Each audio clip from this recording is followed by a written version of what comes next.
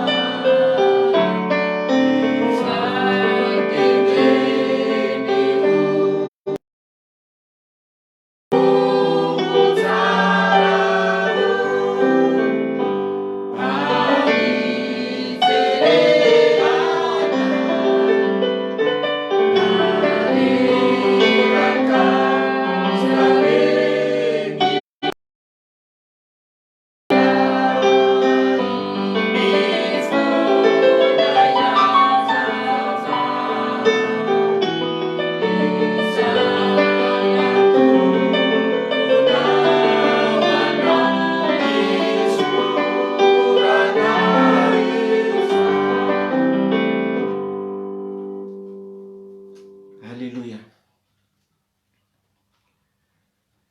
Mamaky ny soratra masina isika, nefa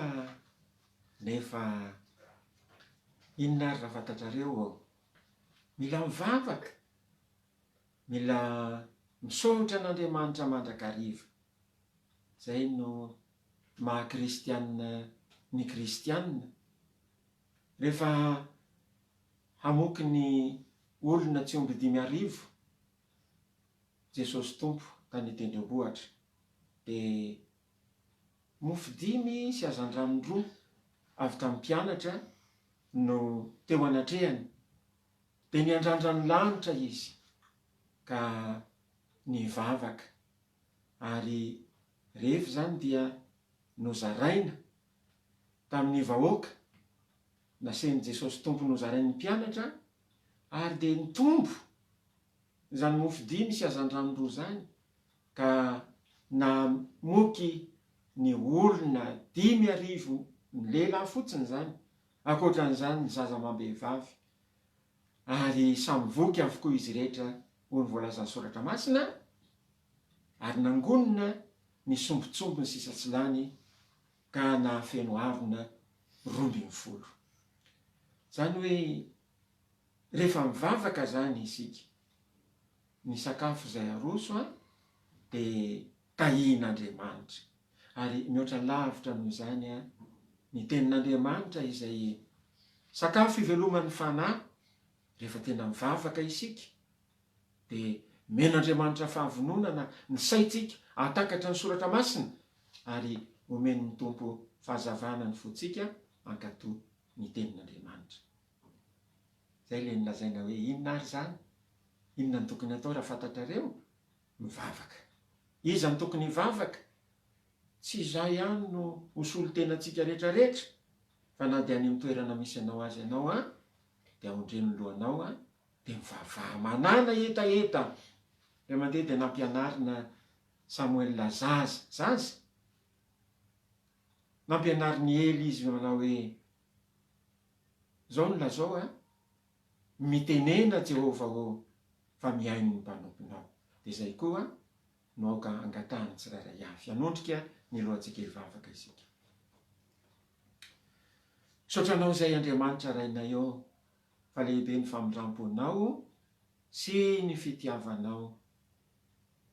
Tsara aminay ianao, mbola miaro anay, mitantana sy mivimbina ny dianay, manoro lalana anay, mampianatra anay izay tokony atao amin'ny alalan'ny Baiboly.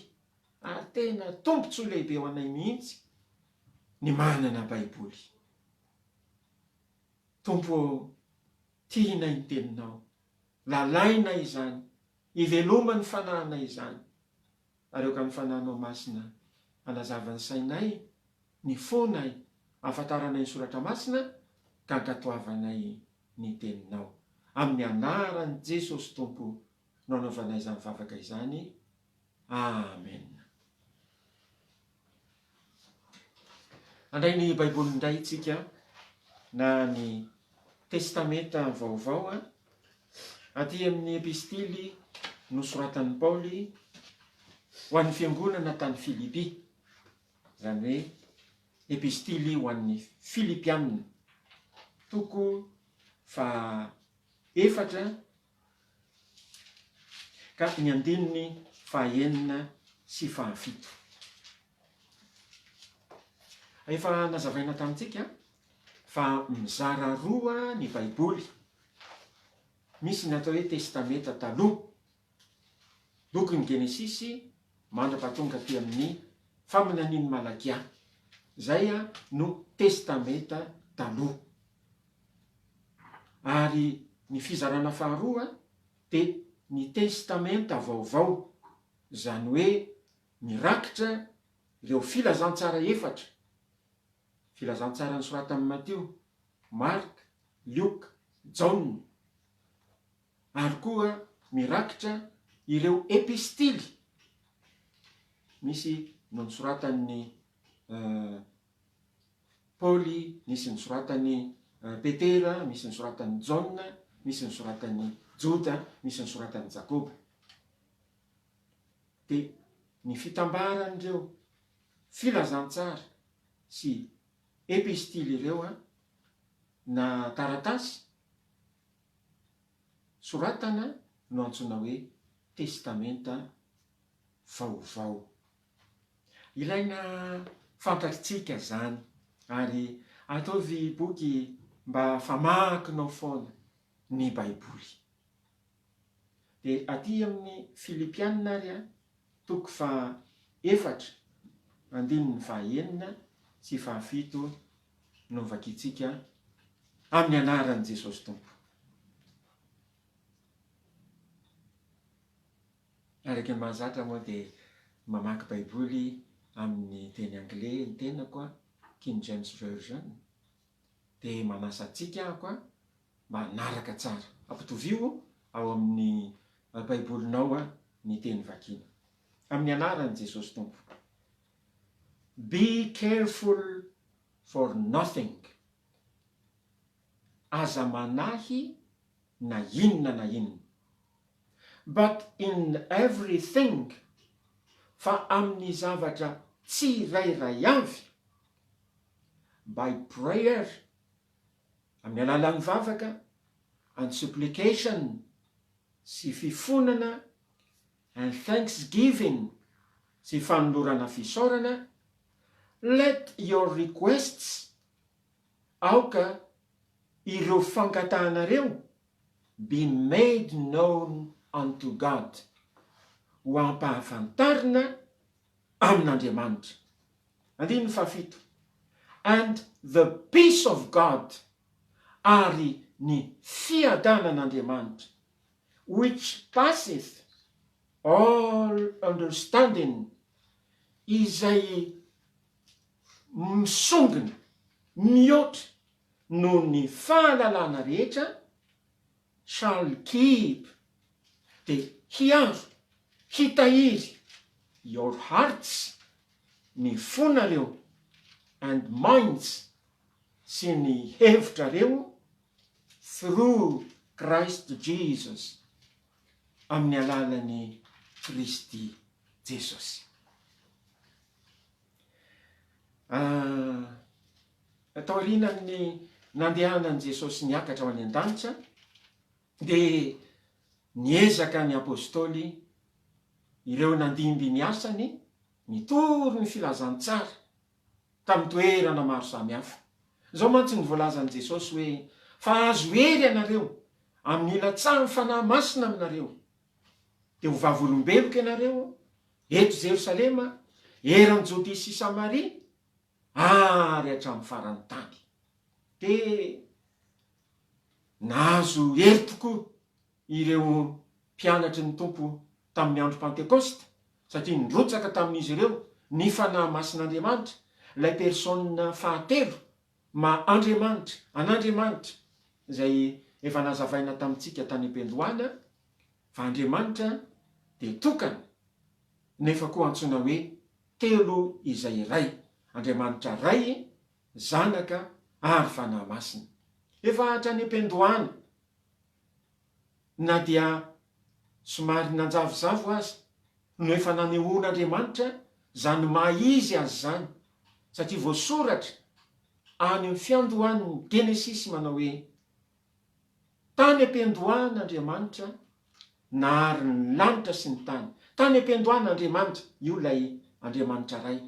Tany am-piandohan'Andriamanitra nahary ny lanitra sy ny tany, ary ny tany dia tsy nisy endrika sady foana, ary aizina no tambonin'ny lalina, ary ny fanahyn'Andriamanitra, io lay voaseho ho fanahy masina taty aoriana, ary ny fanahyn'Andriamanitra nanomba tambonin'ny rano, ary Andriamanitra ny teny hoe misy mazava, io ndray a le hoe ny teny hoe, namoaka teny hoe, io ndray a ilay ho tonga nofo tety ambonin'ny tany, satria tenin'Andriamanitra no tonga nofo, nanjary ny tafinofo tahaka atsika olombelona tety ambonin'ny tany, ka nantsoina hoe Jesosy Kristy ilay irak'Andriamanitra.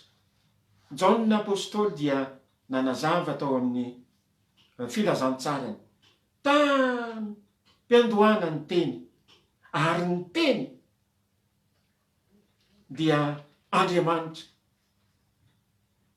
Izy dia nitoetra tamin'Andriamanitra hatrany am-piandohana, izy no nahariana ny zavatra rehetra, ary raha tsy izy dia tsy nisy ary izao ary rehetra izao. Dia Andriamanitra zany a, Andriamanitra ray, zanaka ary fanahy masina.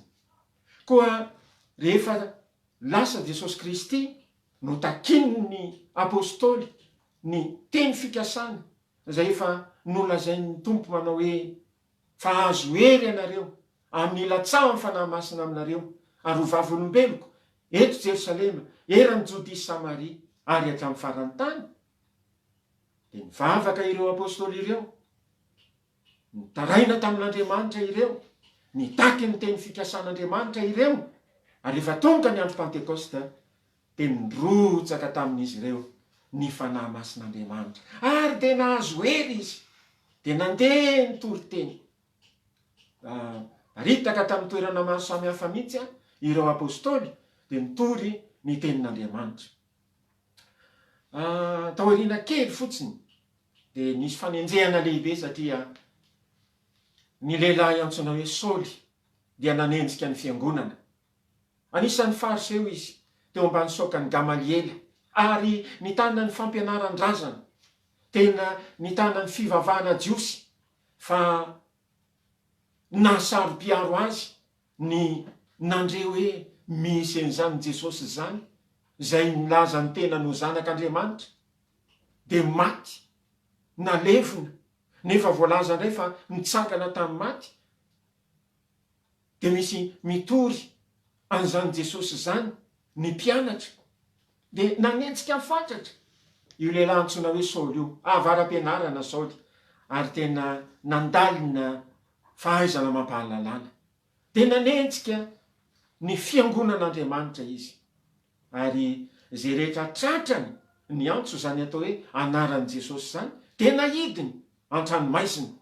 Ary raha nenjehana ka nitoraham-bato Stefana ilay martyra voalohany, de izy no anisany nanaiky mihitsy ary nangonina teo aminy fitafian'ny olona izay nitora-bato any Stefana. Ary mbola fantatra ny fanenjehany ny fiangonana. Fa ny apôstôly de nivavaka, norahonana matetika ny apôstôly, fa mivavaka izy ireo manao hoe jereo tompo, ny fandrahonan'ireo olona ireo, ary omeo anay mpanomponao, ny lazany teninao, itory ny teninao amin'ny fahasahina rehetra, omban'ny anjiranao ny tananao, anaovana famantarana sy fahagagana amin'ny anaran'i Jesosy zanakao masina. Ary Andriamanitra rehefa nivavaka toy izany ny apôstôly, de nivavaka azy ireo Andriamanitra, ary nanao zavatra mahagaga sy lehibe. Satria hoy soratra masina, antsoy aho amin'ny andro fahoriana, de amonjy anao ary anao kosa anome voninahitra. Raha nakataratasy avy amin'ny Sinediona io Saoly io, ka tsy afa-po fotsiny tamin'ny fanenjehana ny kristiana, ny mpino tao tanànan'i Jerosalema, de nitondra taratasy indray koa izy akany tanànan'i Damaskosy, mba hisambotra zay rehetra miantso ny anaran'ny tompo, miantso ny anaran'i Jesosy. Ary rehefa teny andalan'i Damaskosy izy, de sendrany mazava lehibe impito noho ny azavan'ny masoandro, de lavo tamin'ny tany io lehilahy antsoina hoe Saoly io.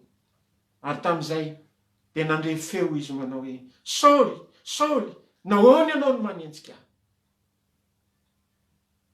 Sinany ilay lehilahy, ary tamin'ny kovitra no nitenenany hoe fa iza moa ianao tompoko, izay enjehako? De nisy feo namaly azy hoe zaho no Jesosy izay enjehanao. Fa mitsangana ianao mandehana makao tanàna, de ho atao aminao izay tokony atao aminao. De nitsangana avy teo moa Saoly jambena, ary olona nitantana azy nakany Damaskosy. De tonga tao mpianatra anankiray antsoina hoe Ananiasy, ary nivavaka ho an'ny Saoly Ananiasy, de nihintsana toy ny kirana zandrano avy teo amin'ny masony, ary nanomboka teo dia nivavaka Saoly, ary natsoina hoe Paoly izy atreo, de nanomboka mitory ny amin'ny Jesosy Kristy, fa tena io Jesosy io tokoa no zanak'Andriamanitra tonga ety ambonin'ny tany, ary io Jesosy io tokoa no tena irak'Andriamanitra maty izy, novonoina no ny fahotantsika olombelona, nomboana tamin'ny hazo fijaliana, nalevina fa nitsangana tamin'ny maty izy tamin'ny andro fahatelo, ary tena ninono marimarina fa Jesosy no hany mpamonjy izao tontolo izao, no hany planin'Andriamanitra hamonjena izao tontolo izao. Dia tsy menatra izy, nitory na tamin'ny jiosy na tamin'ny jentilisa, zany hoe firenena ankoatran'ny jiosy, tsy menatra izy nitory ny momba ny Jesosy Kristy tompo, ary anisany nandehanany tamin'izany tany Filipy, izay amin'izao fotoan'izao moa dia firenena ao Eropa ao amin'ny faritra Turquie amin'izao fotoana no misy nio tanànany Filipy io. Nandeha tamin'ny faritra Grèce, Turquie, ary tonga hatraty Italie, hatrany Roma, Paoly izay tonga apôstôly. De Paoly apôstôly moa no iantsonany anarany. Tany Filipy tany dia nitorony teny izy sy ny namana anankiray izay niara-dalana taminy dia Silasy, Paoly sy Silasy. Rehefa nitory teny tany Filipy ry zareo, de misy zazavavy anankiray izay manana fanahy mahavaly, hoy ny filazan'ny soratra masina. Izy io zany dia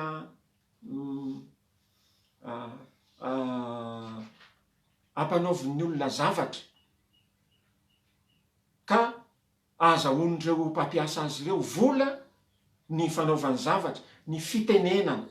Indraindray ohatrany hoe maminany, indraindray ohatrany teny zavatra ho avy. De rehefa nitory teny tany Filipy, Paoly sy Silasy, de nanaraka teny an-dalana ity zazavavy ity ka nanao hoe ireo no mpanompon'Andriamanitra avo indrindra, mitoro ny tenin'Andriamanitra aminareo. Ny fanahy izay tao anatiny anefa de fanahin'ny devoly, saingy nampitenenany devoly izy, de toy ny hoe zavatra avy amin'Andriamanitra no noteneniny, satria le teny de tena zao mihitsy hoe ireo lehilahy ireo de mpanompon'Andriamanitra avo indrindra, mitoro ny tenin'Andriamanitra aminareo. De rehefa nandeha Paoly sy Silasy de nanaraka teny foana la zazavavy, de nitodika Paoly ary de nandidy ny fanahy ratsy mba hiala tamin'ny zazavavy. Afaka ilay fanahy ratsy tao amin'ny zazavavy, sitrana soamatsara izy, ary ny tompon'io zazavavy io ny mpampiasa azy de tezitra, satria tsy azony nampiasaina intsony tamin'ny zavatra maro samihafa raha zazavavy. De nanjary nitory amin'ny Paoly sy Silasy tamin'ny manam-pahefana tamin'izany fotoana izany, de nosamborona moa izy mirahalahy ary natao tany an-tranomaizina. Fa raha atao amin'ny tranomaizina, faran'izay lalina indrindra izy roa lahy tamin'ny alina, de nihira fiderana an'Andriamanitra sy mivavaka izy ireo. Niaino an'izany ny mpiambina ny tranomaizina sy ireo olona tao amin'ny tranomaizina. Ary rehefa nivavaka izy ireo, de niovitrovotra ny fanamban'ny tranomaizina, nisy horohorontany zany, ny fatorana tamin'ny olona tao amin'ny tranomaizina, mivako ny varavarana. Taitra ilay mpiandry tranomaizina ka nanatsoka ny sambany, ary saika hamono tena, satria mafy ny disiplinina romanina tamin'izany fotoana izany, satria raha misy mpigadra mandositra na mitsoka de tsy maintsy hovonona izy, de nalony naka sambatra mba hamono tena, satria fantany hoe va ny varavarana rehetra, afaka ny fatoran'ny gadra rehetra, lasa nandositra zay ny gadra rehetrarehetra. Fa raha nandray sambatra mba hamono tena izy, de niantso kosa Paoly apôstôly tao amin'ny fonja zay nisy azy, aza manimba tena fa ato an'izay rehetra hoy izy.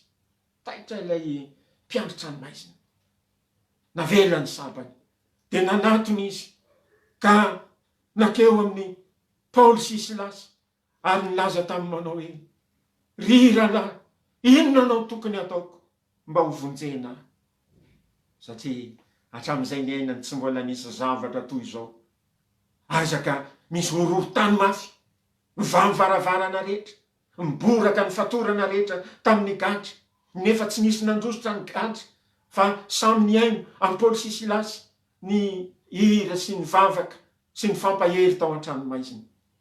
Gaga ary torakovitra ilay mpiandry ny tranomaizina ka nilaza manao hoe ry rahalahy, inona ny tokony ataoko mba ho vonjena ahako? De tsotra ny valitenin'ny Paoly, minoa ny Jesosy Tompo de ho vonjena ianao sy ny ankonanao. Zany no herin'ny filazantsara ry havana. Ary taorinan'izany moa dia afaka somatsara tao amin'ny tranomaizina io izy ny rahalahy de mbola nitory-teny namantana tany an-tranon'ny mpino, ary dia tany an-tranon'ny mpino no ny fampaherezana. Ohatran'izao ifanaovantsika zao, tsika zao de tsy afaka makany am-piangonana fa any an-trano zay, menakavy zao renao teo fa nihira tato amin'ny tokantrano. Tsy hoe nivorivory niotra olona betsaka akory zay, fa mba mpianakavy atao trano no mivory. De ohatran'izany koa ianareo any amin'ny toerana misy nareo any ao an-trano no manaraka fitaom-pivavahana. De tany amin'ny trano no nanaovana fitaom-pivavahana. Nandray azy ny mpino de tety tokantrano izareo tamin'ny toerana maro samihafa. Ary rehefa avy tany Filipi indray izy de mifindra nakany amin'ny toerana hafa.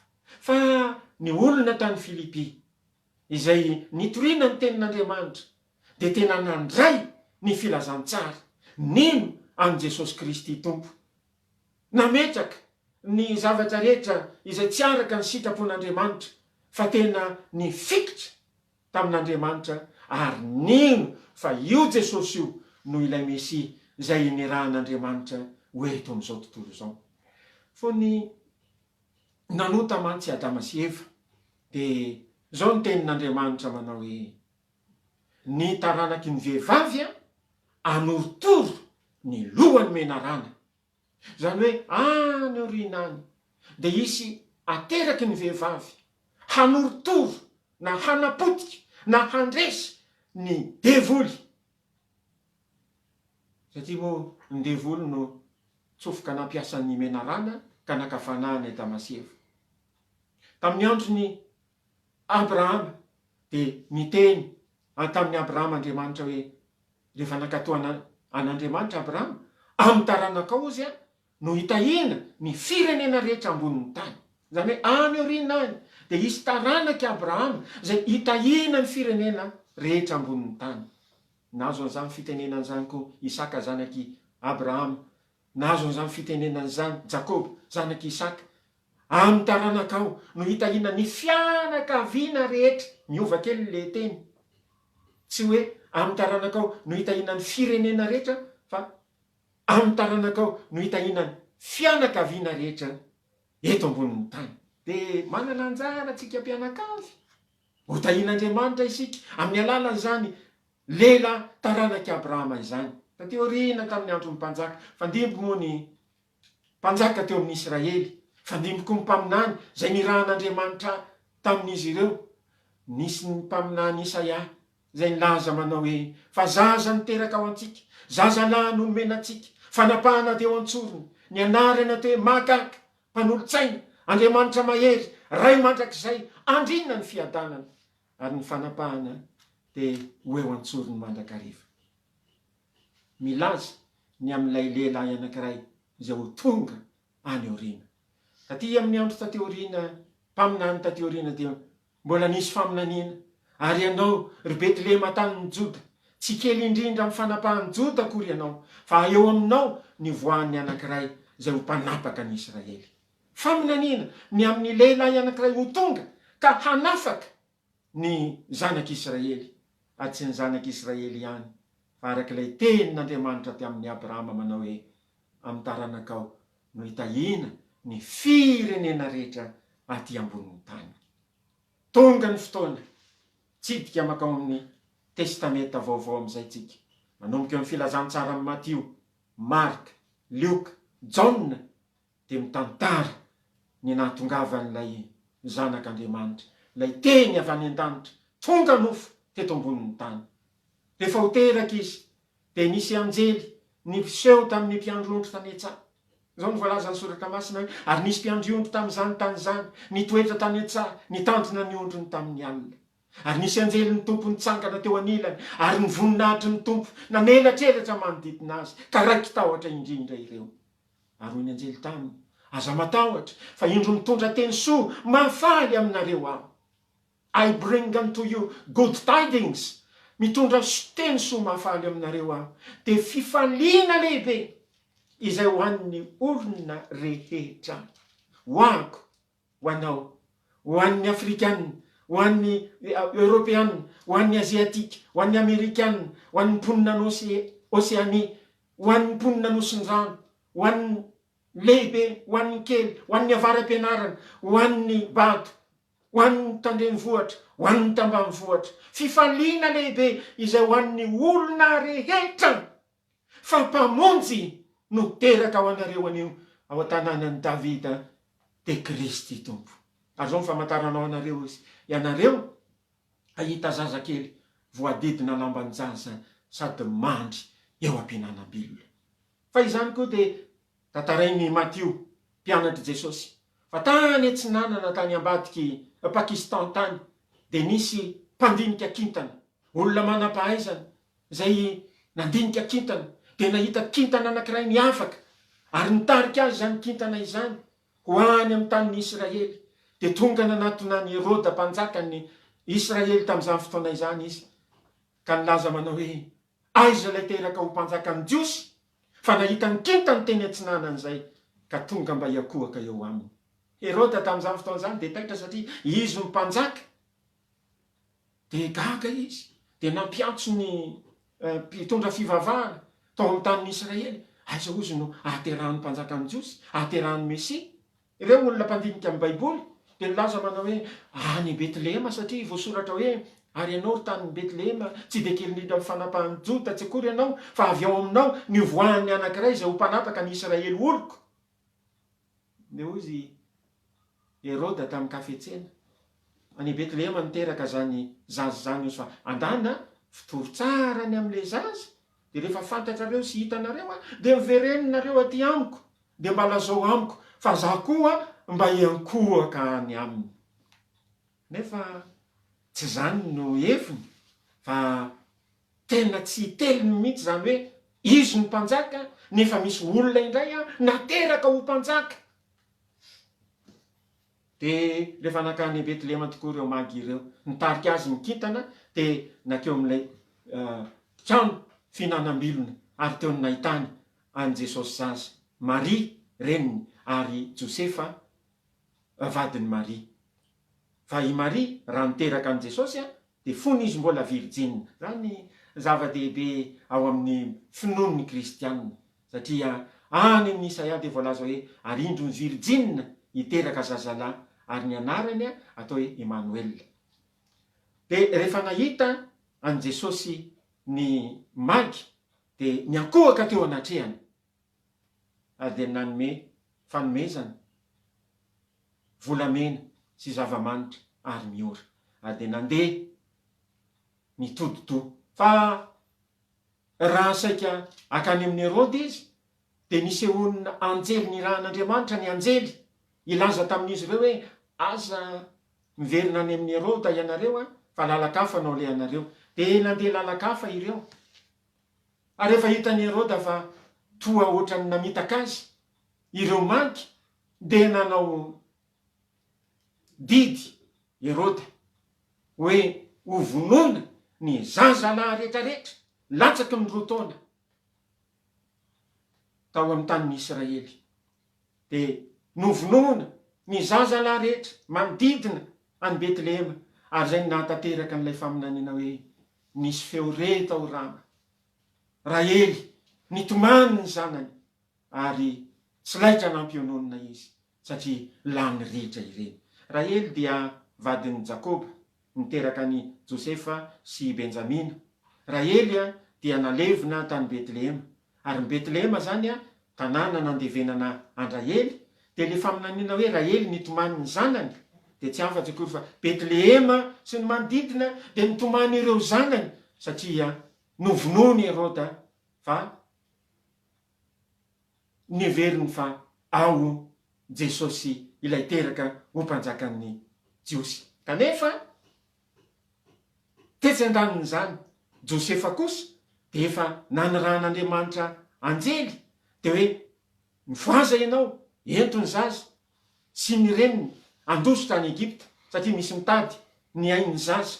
Fa rehefa avy mandositra any ianao de ho lazaiko anao ihany zay fotoana zay tokony hiverenanao. De lasa Josefa sy Maria ary ny zaza nentina nandositra tany Egypta.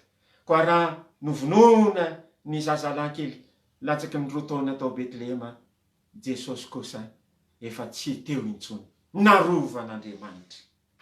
Ary zany tantara izany de voarakitra ato anatin'ny Baiboly. Rehefa tonga lehibe tokony 30 taona Jesosy, de tena nilazainy am'izay ny misiony. No azavainy ny momba ny fanjakan'Andriamanitra. No lazainy fa za sy ny iray ozy de iray any. Ary zany nahataitra ny olona satria olombelona ihany nefa milaza ny tenany ho zanak'Andriamanitra. Ary indrindra moa ireo Jiosy izay nonona tany Israely tam'izany fotoana izany, Jiosy tahaka azy io milaza ny tenany ho zanak'Andriamanitra io, za sy ny ray ozy de iray any. Ary maro ny fanambarana izay nambaran'i Jesosy raha nitory momba ny fanjakan'Andriamanitra izy. Raha nanambara ny natongavany, ny fahazavana teto ambonin'ny tany izy, ary nilaza fa irak'Andriamanitra avy any an-danitra. Fanjakako izy, tsy avy eto am'izao tontolo zao, fa avy any an-danitra no niaviko. Ary zao natongavako eto am'ty zao tontolo zao ity, de ny anambara ny marina. Ary efa nambara tamitsika moa reo fanambarana sasatsasany izay nataon'i Jesosy Tompo. Laza izy manao hoe zano mofinaina,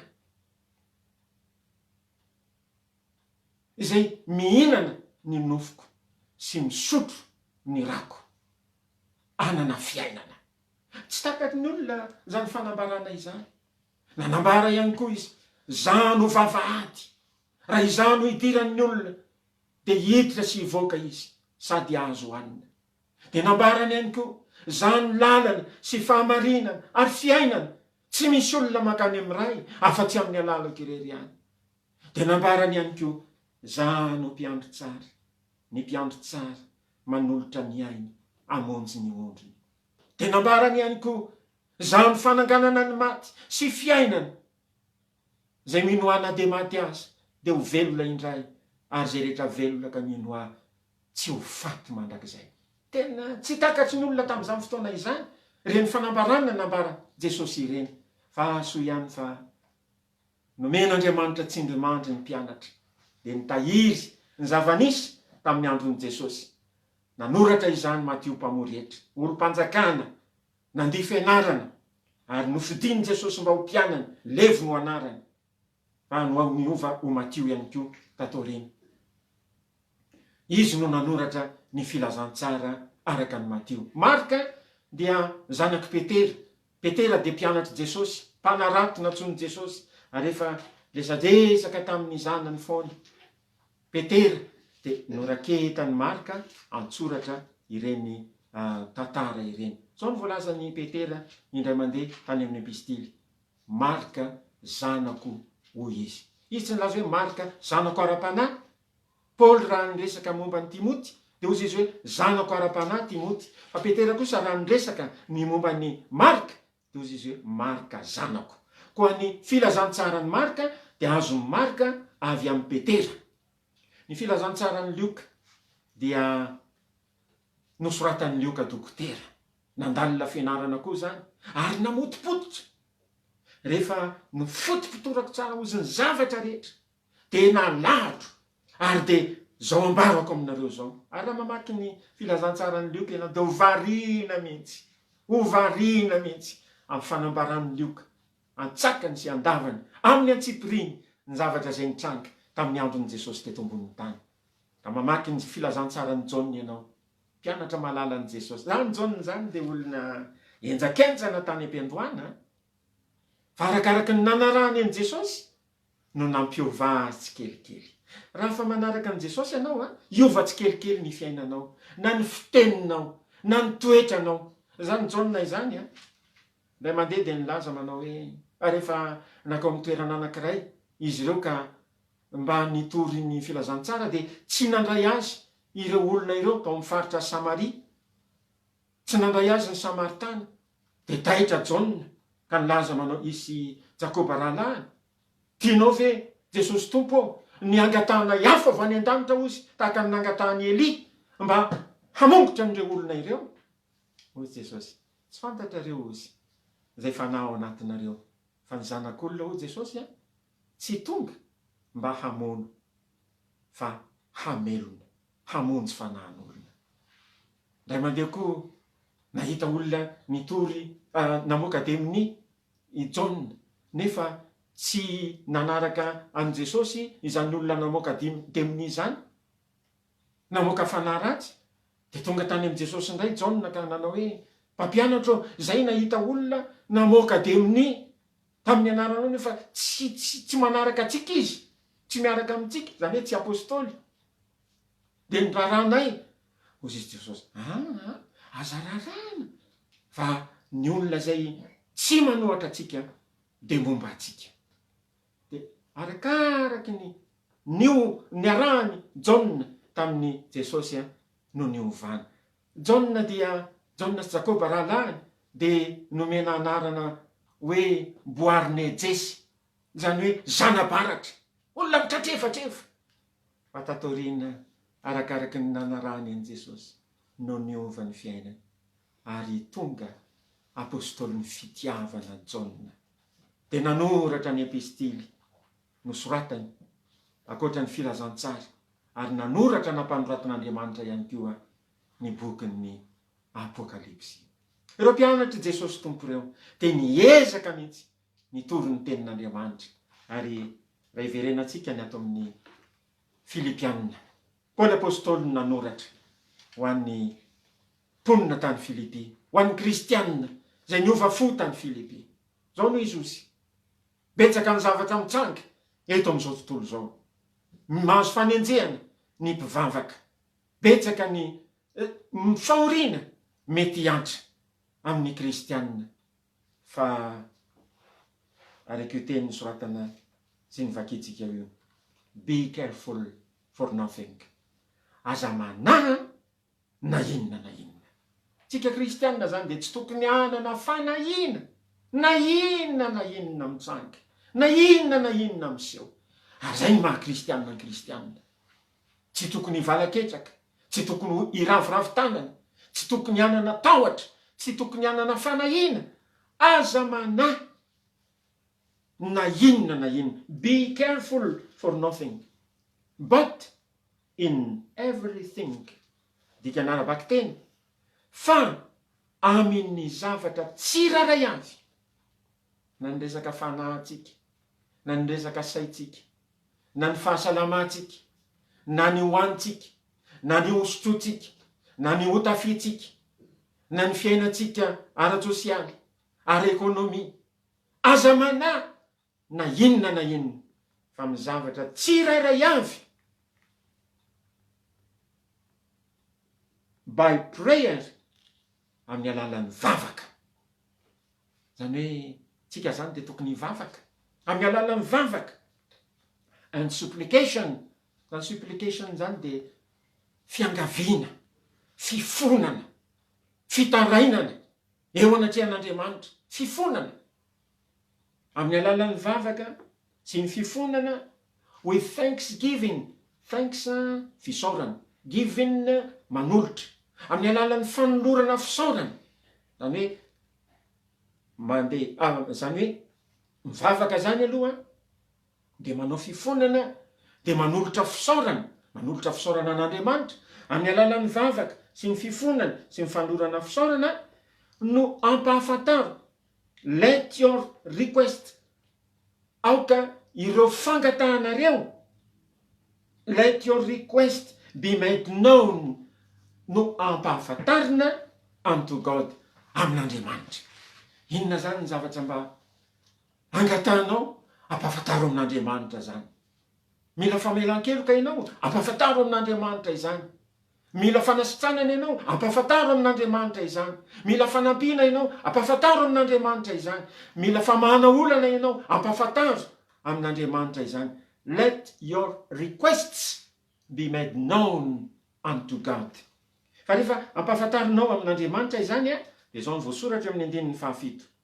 And the peace of God, ary ny fiadanana avy amin'Andriamanitra.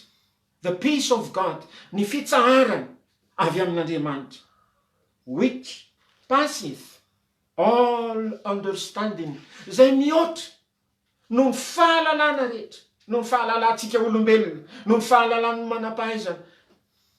Ny fiadanan'Andriamanitra dia mihoatra no ny fahalalana rehetra. Shall keep, hitahiry, hiaro your hearts, ireo fonareo, and minds, sy ireo hevitrareo sy ny sainareo, through Christ Jesus, amin'ny alalan'ny Kristy Jesosy. Fa iny dia tsy mbola nahalalan'izany Kristy Jesosy zany Saoly. Fa rehefa nisehoany Jesosy kosa izy, novany Jesosy izy, nibebaka tamin'ny fahotana izy, nandray an Jesosy ho mpamonjy izy. Dia zao ny voalazany amin'ny epistily anankiray. Tonga tety ambonin'ny tany Kristy Jesosy amonjy ny mpanota. Ary amin'ireny karazana mpanota sesena ireny, za Saoly na iza Paoly ozy no lohany. Namonjy any Paoly Jesosy. Fantatrao, afaka mamonjy ianao koa izy. Olona mpanagadra olona, zany Saoly zany, mpamono olona mihitsy zany Saoly zany.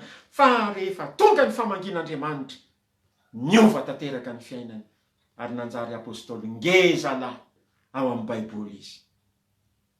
Tantaram-piangonana dia milaza fa ireo apôstôly rehetra dia maty martiora, afa-tsy John apôstôly no natao sesitany tany Patmo, tany amin'ny nosy akaikin'ny Grèce. Fa izy rehetra, na Petera, na Jakoba, na Bartolomeo, na Matio, na ireo apôstôly rehetra, 12 mirahalahy. 10 zany maty martiora. Sasany maty martiora tany Inde. Mahafantatrao moa io Matio nanoratra ny filazantsara Matio. Tonga hatrany Inde izy nitory ny tenin'Andriamanitra. Tany nahazo fanenjehana izy, dia novonoina martiora tany izy. Ary Petera, tany Roma ny namonoana azy, natsongoloka ambany ny lohany, satria rehefa hovonoina ho antony amin'ny hazo fijaliana izy, araky ny tantaram-piangonana. Dia nilaza manao hoe tsy mendrika omboana amin'ny hazo fijaliana, tahaka ny tompoka ozy, tahaka ny Jesosy zany. Fa raha omboanareo amin'ny hazo fijaliana, aleo ny lohako ny ho aty ambany, ary ny tongotro kosa ho any ambony. Dia nitanterahana tamin'ny Petera izany. Paoly apôstôly, citoyen romanina izy, na dia jiosy na dia hebreo aza. Amin'ny maso citoyen romanina azy dia novonoina ny tapahan-doha izy tamin'ny andron'ny Néron, satria nisy fanenjehana goavana tamin'izany fotoana izany. Fa ny asa soratra nataon'ireo apôstôly ireo kosa mitoetra hatramintsika taranaka ankehitriny. Hoy amantsana hoe John apôstôly ihany no tsy mba maty martiora, ary izy ny nampanoratin'ny tompo ny bokin'ny Apokalipsy, zay milaza ny zavatra mbola ho avy eto amin'ity tany ity, sy ny famarana an'Andriamanitra izao fiainana rehetra izao, ary ny fahatongavany fanjakan'Andriamanitra. Ary amin'izay fotoan'izay dia Andriamanitra no mpanjaka sy eken'ny olona rehetra maneran-tany. Ny lohalika rehetra ozy ny soratra masina andohalika eo anatrehany, ary ny lela rehetra hanaiky fa Jesosy Kristy ny tompo ho voninahitran'Andriamanitra ray. Hoy amantsy ianao hoe mbola voatahiry ato anatin'ity baiboly ity ny asa soratra ireny martiora ireny. Raha mamaky apirisieny ianao mamaky ny boky Matio, tadio fa ny olona nanoratra an'io maty martiora tany Inde. Raha apirisieny ianao mamaky ny boky Marika, tadio fa Marika nanoratra io, nitarisina tany amin'ny lalambe ny Aleksandria tany Ezipta. Tsy rara teny an-dalambe ny taritiny ary niosina raha novonoana martiora. Ohatran'izany ny mpianatra izay nanoratra ny epistily tatoriny, dia mpianatry ny tompo. Dia tokony ho lalaitsika ny famakina ny soratra masina. Tokony ho lalaitsika ny famakina ny filazantsara Matio, Marika, Lioka, Jaona.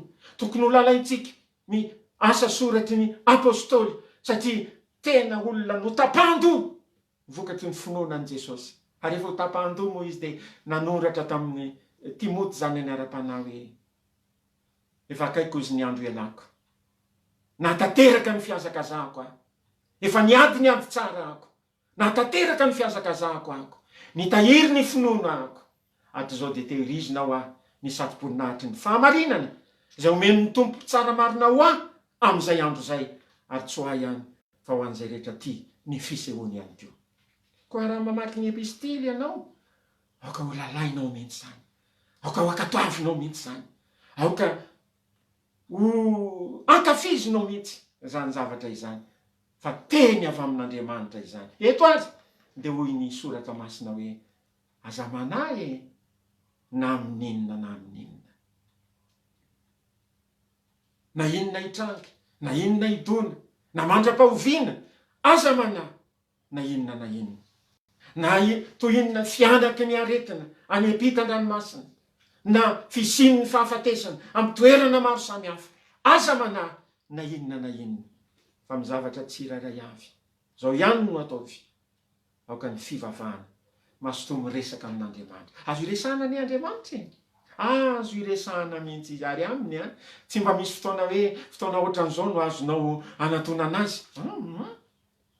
Na andro na alina dia azonao atao mba manokana fotoana. Andriamanitra ao, tonga eto anatrehanao aho, miantso anao aho. Ary zao mivoalaza, akaikin'izay miantso azy Andriamanitra, dia izay miantso azy amin'ny fahamarinana. Akaikin'izay rehetra miantso azy Andriamanitra. Izay tsy miantso azy zany dia tsy akaikiny izy, fa izay rehetra miantso an'Andriamanitra, akaiky eo Andriamanitra. Vavaka, fitarainana, firesahana amin'Andriamanitra, aoka amin'ny alalan'ny vavaka ozy, amin'ny alalan'ny fivavahana sy ny fifonana. Tsika kristianina dia mila mifona mihitsy. Efa kristianina ianao nateraka indray, ianao nge tsy mandeha amin'ny fijangajangana e. Olona be dehibe nge mbola mandeha amin'ny fijangajangana amin'izao fotoana izao e. Misy solosolo vady amin'izao fotoana izao e.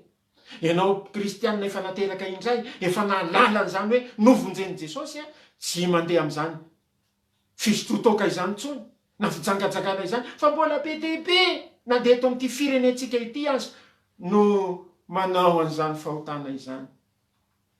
Ary izy ireny dia mampahonena satria afatotry ny toetra ratsy, afatotry ny devoly. Mba fantatra moa fa ny fahotana neka tena mamatotry, ary ny devoly a, zao ny voalaza ny soratra masina hoe lozana mimponina eny amin'ny tany, fa nidina ho eny aminareo ny devoly, manana fahatezerana lehibe satria fantany fa kely sisa ny androny. Mbola isy ady lehibe any oriana any, ny devoly sy ny tariny dia hitsangana ka hiady amin'ny olona masina, ary tena hanohatra an'Andriamanitra. Fa Andriamanitra kosa tena hoeta fa izy ihany no lay hatrizay ankehitriny, ary mandrakizay, ary tsy misy Andriamanitra afa-tsy izy, ary izy no nanao izao rehetrarehetra izao, ary ny anja, ny voninahitra, ny fahendrena atolotra azy irery ihany, satria izy no tompon'izao rehetra izao. Ka ny baiboly dia milaza fa mila mifona isika. be debe mbola anatin'ny fahotana, ny fahotana tena mangeja tiany ny devoly hiaraka amin'ny any amin'ny hebo sy ho any amin'ny farimitra etrafo ny olona de gejainy. Hitanao moa rehefa mifokarongony ohatra ny olona ndray mandeha indroa de ohatra ny zatra, ary tsy hoe zatra fotsiny fa ny tenany mihitsy, ny organisme mihitsy no mila n'le izy, tsy afaka intsony izy. Ohatran'izany ny olona misotro toaka, mihinana misotro ny ray vera, roa vera, miarakaraka amin'ny namana, de manjary zatra, ary ao aoriana ny tenany mihitsy, ny organisme mihitsy no mila, ary raha tsy mahita toaka de miampanapana mihitsy. Fa zao ny izy Jesosy nateraka ho mpamonjy. Fifaliana lehibe ho an'ny olona rehetra, fa mpamonjy niteraka ho anareo anio ao tanànan'i Davida de Kristy Tompo. De anjaranao no miantso ny anaran'i Jesosy. Fa zao ny voasoratra, nazovy no miantso ny anaran'ny Tompo de ho vonjena. Ary rehefa voavonjy kosa ianao de anjaranao no mifona. Fona aminao zay Tompo. Zany nataon'ny Daniel fa izay. Fona aminao zay Tompo. Mifona noho nataon'ny razanay. Tsy nakatony teninao ny razanay. Nanota teo anatrehanao ny razanay. De mifona ho andreo teo aloha Daniel. Ary mifona ho an'ny firenen'i Daniel. Aza manana inona na inona. Be careful for nothing, but in everything. Aza manana inona na inona, fa amin'ny zavatra tsirairay avy. De aoka ny fivavahana sy ny fifonana ary ny fisaorana. Mila mifona isika, mangataka famindram-po, mangataka famelan-keloka amin'Andriamanitra. Satria Andriamanitra de miaino ny vavaky ny tena olona zanany marina, miaino ny vavaka ataony zanany Andriamanitra. Hoy ny voalazan'i Jesosy indray mandeha, Andriamanitra tsy hanome rariny ny olombofidiny fa zay mitaraina amin'ny andro aman'alina, ary mo hitaredretra fa izy, azaiko aminareo fa omeny rariny faingana izy, kanefa raha avy ny zanak'olona mo ahita finoana ety ambonin'ny tany va izy. Miaino vavak'Andriamanitra, akaikiny zay miantso azy Andriamanitra. Koa rehefa mifona isika, mamela elok'Andriamanitra. Ny bokin'ny Salamo fa 4:20, andiny fahadimy de misy an'izao teny zao manao hoe, fa ianao Jehova hono tsara sy vonona amela eloka, ary be famindram-po am'izay rehetra miantso ny anaranao. Lalina zany Andriamanitra zany de vonona amela eloka. Inona moa zany hoe vonona izany? Miandro fotsiny izy, mijery izy. De rehefa misy olona matsiaro tena, rehefa misy olona mifona, rehefa misy olona tonga saina, de nay mantsy amin'ny fahoriana mifoka ny olona no mahatonga saina ny olona. Ny zavatra sarotra mitsanga eo amin'ny fiainana no mahatonga saina ny olona. Ary rehefa mifona amin'Andriamanitra, mamela elok'Andriamanitra, be famindram-po sady maharo-po Andriamanitra. Fa zao koa nefa mivoalazany na de tsara ary Andriamanitra, de zao ny voalazany, tsy mety manamarina ny meloka izy osy. Tsy mety manamarina ny meloka fa mamaly ny eloko ny ray amin'ny zanaka hatramin'ny zafiafy sy ny zafindoalika. Fa amin'ny lafin'ilany nefa, raha tsy mety manamarina ny meloka izy raha ny meloka kosa mifona eo anatrehany, de mamela eloka izy. Ary amin'izay fotoan'izay de ho valiany soa kosa ny zavatra izay nokasainy atao amin'le olo-meloka. Zany ny toetra an'Andriamanitra. Ka anjarantsika kristianina ny mifona ho amin'ny firenentsika, mifona ho an'izao tontolo zao, rehefa miakatra eo anatrehan'Andriamanitra ny fifonana izay ataotsika, de andray fifohazam-panahintsika. Marina fa amin'ny tenin'ny Baiboly manao hoe, any parany any de isy andro mahory, ny olona ho tetena, ny olona ho ty vola, ho mpandoka tena, tsy manaja zay masina, mpaniratsira. Fa amin'ny andro farany koa i Andriamanitra no andatsahako ny fanahiko amin'ny nofo rehetra. Ary amin'izay fotoan'izay isy fifohazam-panahy lehibe eto amin'ity zao tontolo zao ity.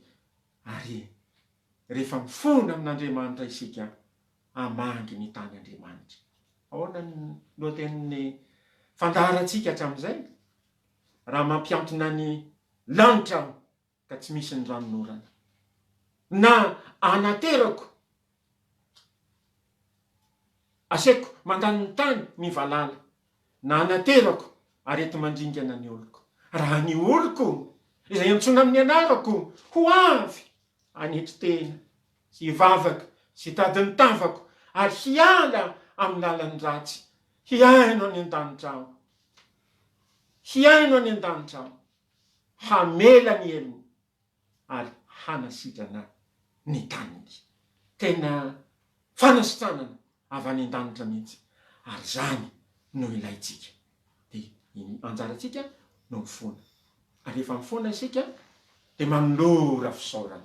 Aoka ny fivavahana sy ny fifonana ary ny fisaorana azadiny ny misaotra an'Andriamanitra. Misaotra Tompo, fa na dia izao ary ny zava-misy maneho fisaorana anao izay. Fantatra ny tantaran'ny Joba. Joba dia lehilahy marina tao amin'ny Baiboly. Fa nozahana toetra izy. Fongana ny arenany, na ny ondry amanosy rameva, fongana daholo zany. Fongana ny fananany. Ary na dia ny zanany aza dia maty, nisy folo menada.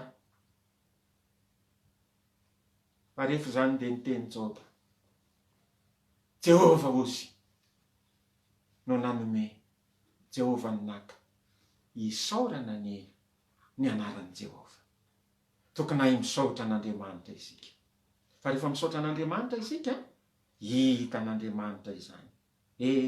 Na dia izao ary ny manjo ireto zanako reto, mivavaka amiko izy, mifona amiko izy, miala amin'ny ratsy fanaony izy, ary indro izy manapololotra fisaorana miakatra any an-danitra, ankasitrahan'Andriamanitra zany fanolorana fisaorana izany.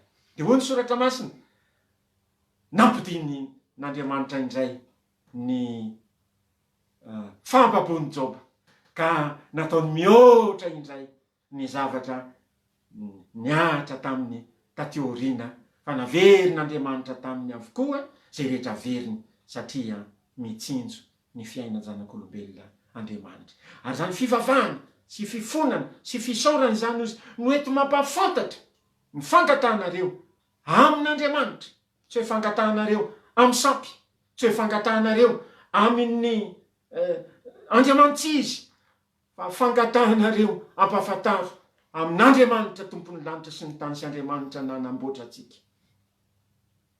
Ary rehefa ampafantarinao amin'Andriamanitra ny fangatahanao rehetra, ny fiadanan'Andriamanitra, the peace of God that passeth all understanding, ny fiadanan'Andriamanitra zay mihoatra, zay misongona noho ny fahalalana rehetra, hiaro ny fonareo, tsy hitebiteby intsony, tsy ho taitaitra, tsy hanana fanahina, hiaro ny fonareo sy ny hevitrareo ao amin'ny Kristy Jesosy. Mahafinaritra neny manana an' Jesosy, mahafinaritra neny manaky-po amin'Andriamanitra, mahafinaritra ny manana antoka.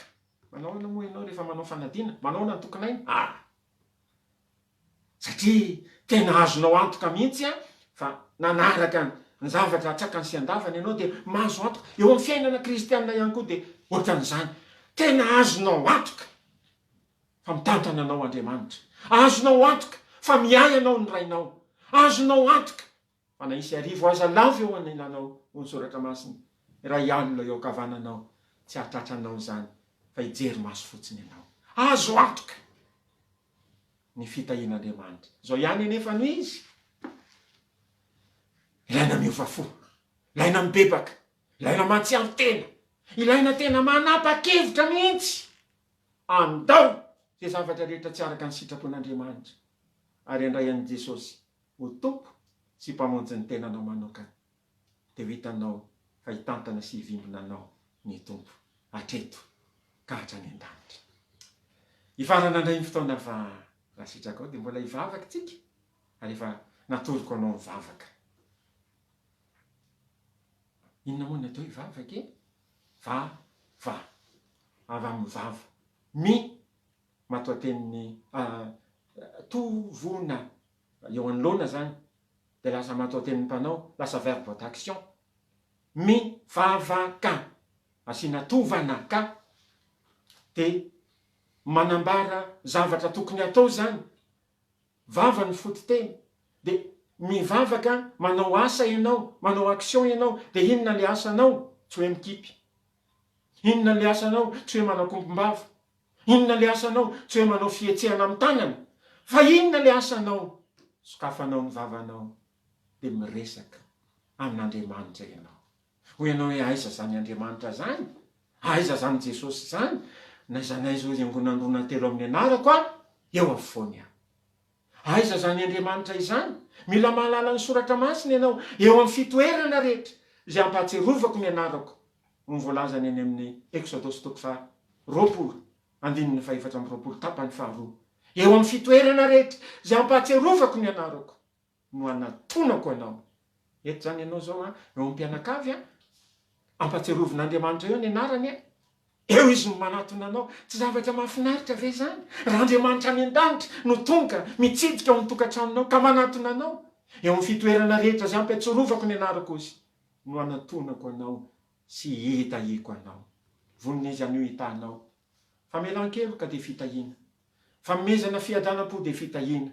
Fanovananao ho avy amin'ny olon-dratsy ho tonga olom-banina de fitahiana. Ny fanasitranana anao de fitahiana. Ny fitsonjovana anao de fitahiana. Ny fiarovana anao de fitahiana.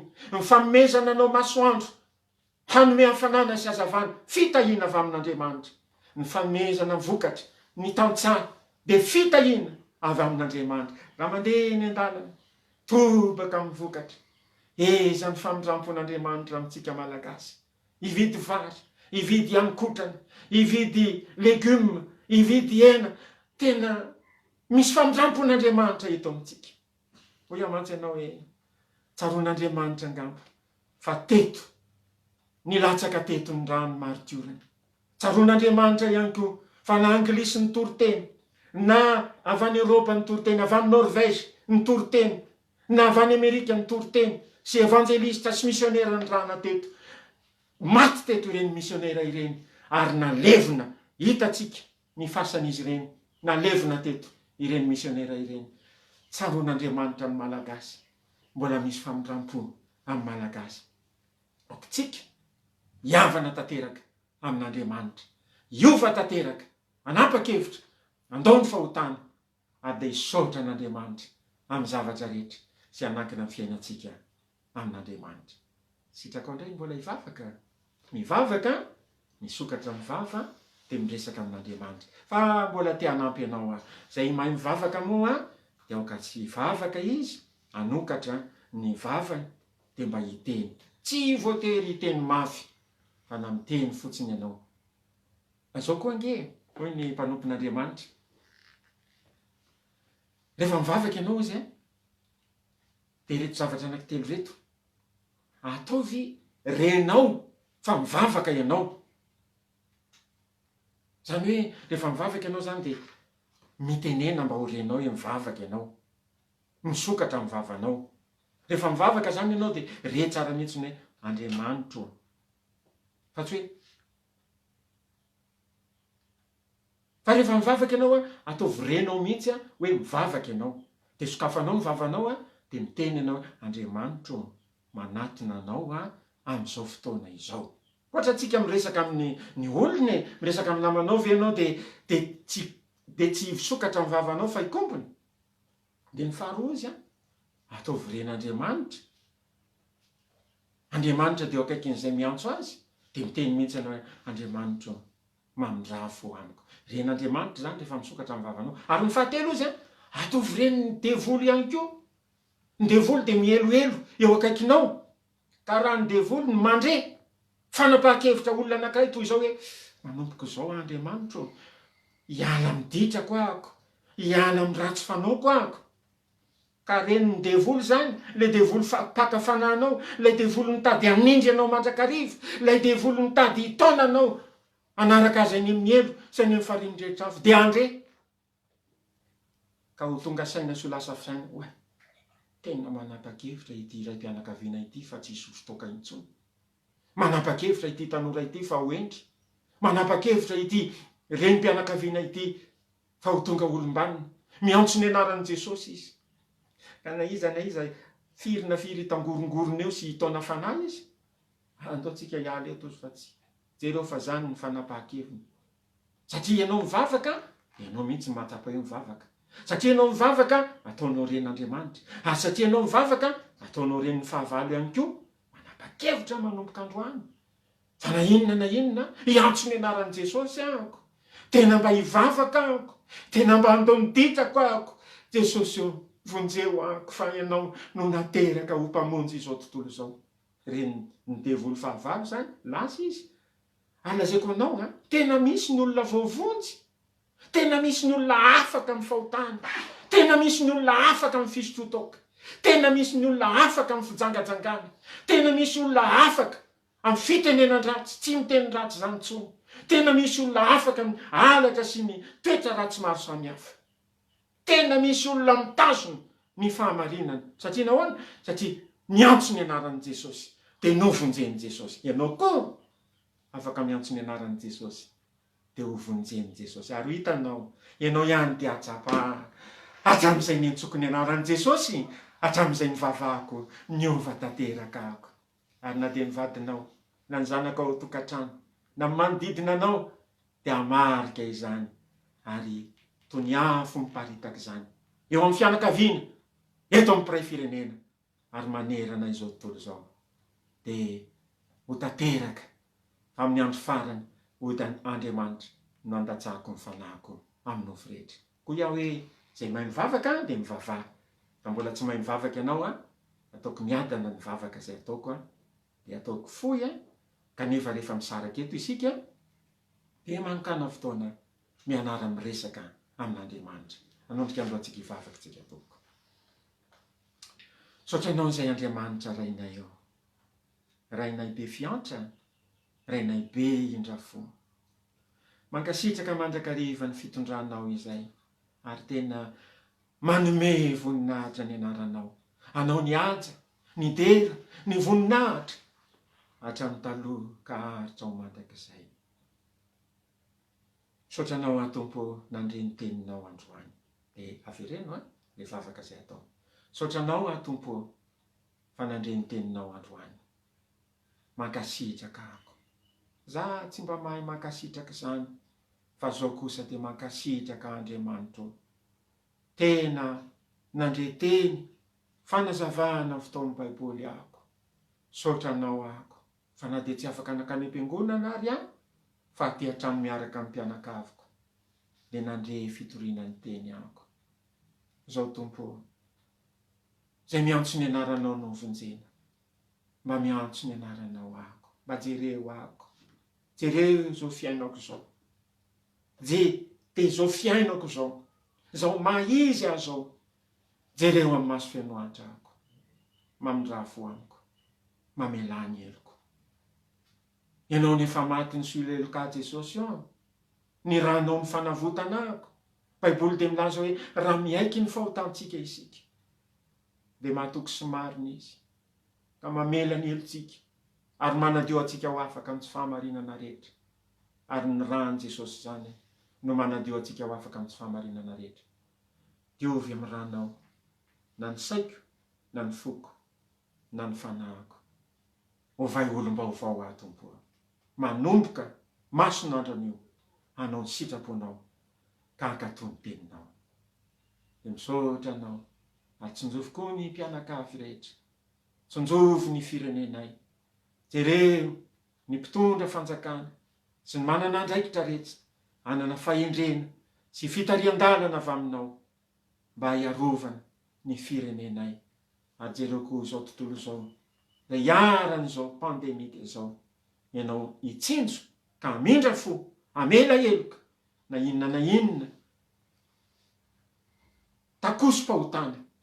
Teninao dia milaza hoe, na dia mena tahaka ny jaky aza ny fahotanareo, dia ho fitsiko tahaka ny ora-panala. Na dia mangatsakatsaka tahaka ny sily aza, dia ho tahaka ny volon'ondry fotsy. Mahay manatanteraka izany ianao, ary nino an'Andriamanitra tsy to. Saotra indrindra Tompo, amin'ny anaran'i Jesosy Tompo. Amen. Misy hira izay mba fanao rehefa manolo tena hoe izao tenako izao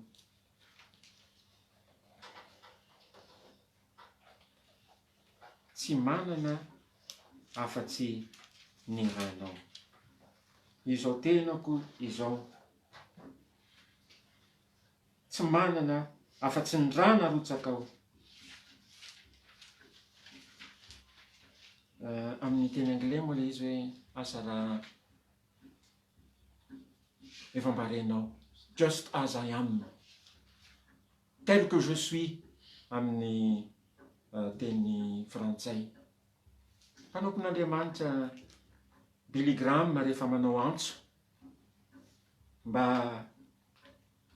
anatonany ny olona an'Andriamanitra dia io hoe izao tenako izao io tel que je suis no hira atao. Ny tantaran'io hira io dia toy izao manaraka izao. Nisy fanasana tao amin'ny toerana anankiray ary voasa tao ny mpitory-teny anankiray. Dia tao koa nisy mpitendry zava-maneno, mpitendry piano, vehivavy mbola olona tsy mivavaka, tsy kristianina. Dia taitra le mpanompon'Andriamanitra rehefa nahita azy satria mahay mitendry mihitsy izy, tena hainy mihitsy ny mandefa ny tanany, mampikoroina ny tanany amin'le piano. Kanefa ny hira tsy fideranan'Andriamanitra fa zavatra hafa. Dia mba nanatony izy dia niteny tamin'ilay vehivavy, zao no izy raha ohatra ozy io talentanao io atolotra ho an'Andriamanitra dia tena ho zava-dehibe eo amin'ny fampandrosoana ny fiainana ny fanjakan'i Kristy. Fa zao ianao na dia manao an'io mahay mitendry an'io zava-maneno io ary ianao dia mbola mpanoty ianao tsy misy voazana amin'ireny olon-dratsy indrindra ireny. Eny, reny vehivavy janga ireny, tsy misy voasana amin'ireny ianao. Taitra ihany izy ary endratra ilay vehivavy zany ary nianjona n'ilay mpitory-teny. Tsy nieritreritra handratra ny fonao akory fa mba tiako atsipy aminao fa raha ataonao an'Andriamanitra io talentanao io ampandrosoana ny fanjakan'Andriamanitra ho tsara indrindra izany. Ny farana moa ny lanonana sy ny fety samy noditra ny an-tranon'ny olona, noditra ny an-tranon'ilay mpitory-teny, noditra ny an-tranony koa ilay vehivavy. Fa tamin'iny alina iny tsy nipiso tory izy, niezaka natory ilay teny ny mpitory-teny ihany no niverina tao anatin'ny sainy. Amin'izao fotoan'izao ianao mbola mpanota, amin'izao fotoan'izao ianao mitovy amin'ireny olon-dratsy indrindra ireny, fa raha atolotra ho an'i Jesosy kosa io talentanao io dia ho fampandrosoana ny fanjakan'Andriamanitra izany ka hahasoa indrindra. Vadika izy tsy mety nahita tory, ilay endriky mpitory-teny no tonga teo aminy ary ilay teny naloky ny vavan'ny mpitory-teny no azo ny an-tsaina, tsy tafandrimandry izy dia nitsangana izy, naka stylo sy taratasy dia nanomboka nanao hira. Izao tenako izao izy tsy manana afa-tsy ny rà narotsaka ao. Charlotte Elliott ny anaran'ilay vehivavy ary anisan'ny hira atao maneran-tany zany hira izany, just as I am.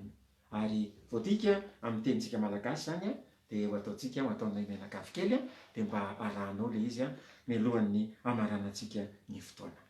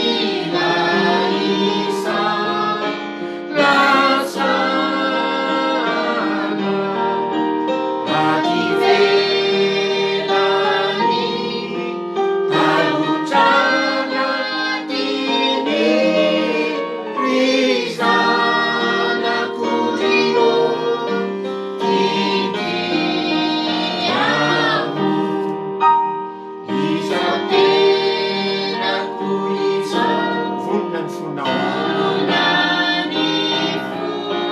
ka mety andray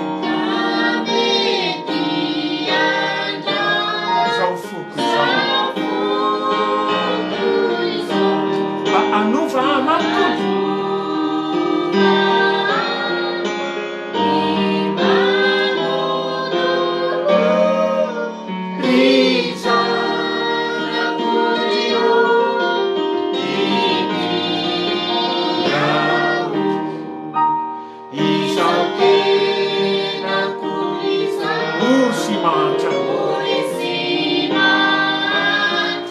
arena fanasikana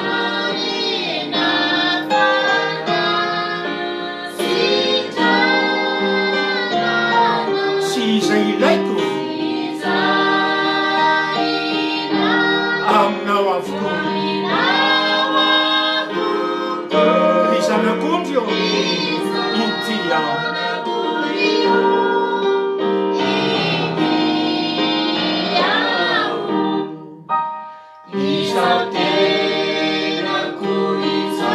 ny fitiavanao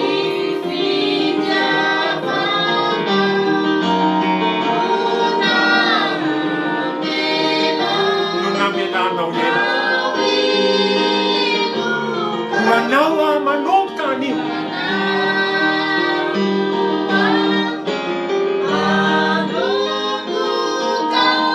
ny zanak'ondry io ity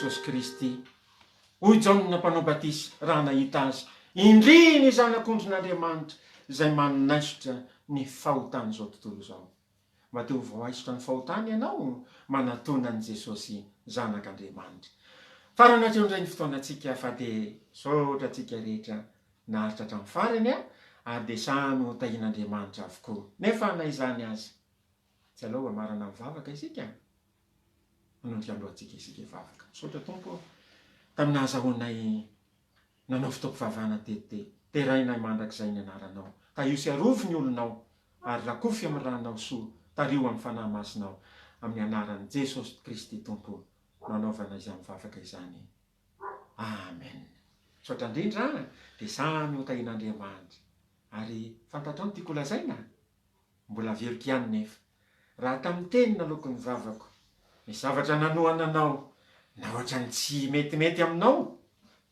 mandrafo amiko fa tatoapoko araky ny fandinihako ny soratra masina no nambarako taminao ary eno ihany zany feo izany fa Andriamanitra hitay ianao saotra antsika veloma soa tokoa